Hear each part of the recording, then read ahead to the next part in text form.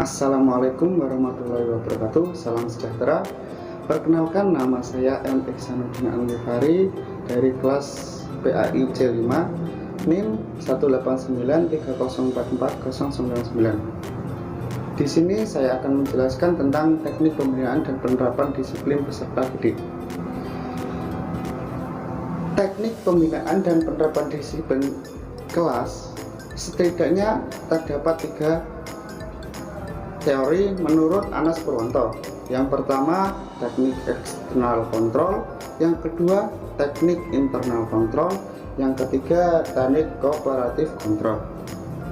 Di sini saya akan menjelaskan satu persatu dari ketiga teori tersebut. Yang pertama, teknik eksternal kontrol merupakan suatu teknik yang mana disiplin peserta didik haruslah dikendalikan dari luar peserta didik. Peserta didik di dalam kelas senantiasa diawasi dan dikontrol agar tidak terbawa dalam kegiatan-kegiatan yang destruktif dan tidak produktif. Menurut teknik ini, peserta didik di dalam kelas harus terus-menerus didisiplinkan dan jika perlu ditakuti dengan hukuman dan hadiah. Hukuman diberikan untuk peserta didik yang tidak disiplin dan hadiah diberikan kepada peserta didik yang disiplin. Yang kedua, teknik internal kontrol. Teknik internal kontrol merupakan kebalikan dari teknik eksternal kontrol. Teknik internal kontrol mengusahakan agar peserta didik dapat mendisiplinkan diri sendiri di dalam kelas. Dalam teknik ini, peserta didik didasarkan akan pentingnya disiplin. Sesudah peserta didik sadar, ia akan mawas diri serta berusaha mendisiplinkan diri. Jika teknik ini dikembangkan dengan baik, akan mempunyai kekuatan yang lebih hebat dari teknik eksternal kontrol. Yang ketiga, teknik kooperatif kontrol. Dalam teknik kooperatif kontrol ini, antara guru dan peserta didik harus saling bekerja sama dalam mengajarkan disiplin di dalam kelas. Pengajar dan peserta didik lazimnya membuat semacam kontrak perjanjian yang berisi aturan-aturan kedisiplinan yang harus diatur bersama.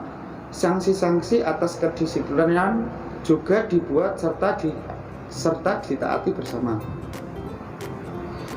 Kontrak perjanjian ini sangatlah penting sebab dengan cara demikian guru dan peserta didik dapat bekerja sama dengan baik. Kerjasama tersebut akan membuat peserta didik lebih dihargai. Dari berbagai teknik di atas, tentu saja tidak ada teknik yang paling baik karena setiap teknik pembinaan disiplin kelas tersebut masing-masing memiliki kelemahan dan kelebihan. Dalam penerapannya, pengajar di dalam kelas dapat menggabungkan ketiga teknik pembinaan tersebut secara efektif dengan melakukan hal-hal berikut.